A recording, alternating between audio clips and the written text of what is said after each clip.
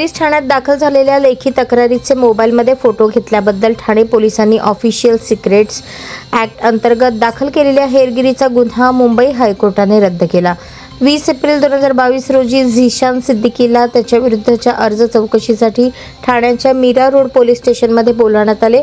चौकशी दरम्यान सिद्दीकीने त्याच्या विरुद्धच्या अर्जाची प्रत मागितली। त्याला वाचण्यासाठी अर्ज देण्यात आला, तथापि तेव्हा त्याने अर्जाची प्रत मागितली तेव्हा ती नाकारण्यात आली। त्याने मोबाईलमध्ये अर्जाचा फोटो आणि व्हिडिओ घेतला, म्हणून पोलिसांनी त्याच्या विरुद्ध ऑफिशियल सिक्रेट्स ॲक्ट कलम 3 नुसार गुन्हा दाखल केला।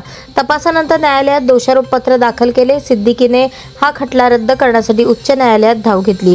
पोलीस स्टेशन हे कायद्याप्रमाणे निषिद्ध ठिकाण घोषित केलेले नाही। पोलीस ठाण्यात फोटो घेणे ऑफिशियल सिक्रेट्स ॲक्टचा गुन्हा होत नाही, असे मत व्यक्त करत हायकोर्टाने गुन्हा रद्द केला। तसेच सरकारने याचिकाकर्त्यास 25,000 रुपये नुकसान भरपाई देऊन आणि ती चुकीचा FIR दाखल करणाऱ्या आणि चार्जशीटला परवानगी देणाऱ्या अधिकाऱ्यांकडून वसूल करण्याचा आदेश दिला। यापूर्वी हायकोर्टात सोलापूर आणि अकोला पोलिसांनी दाखल केलेले असेच FIR रद्द केले होते।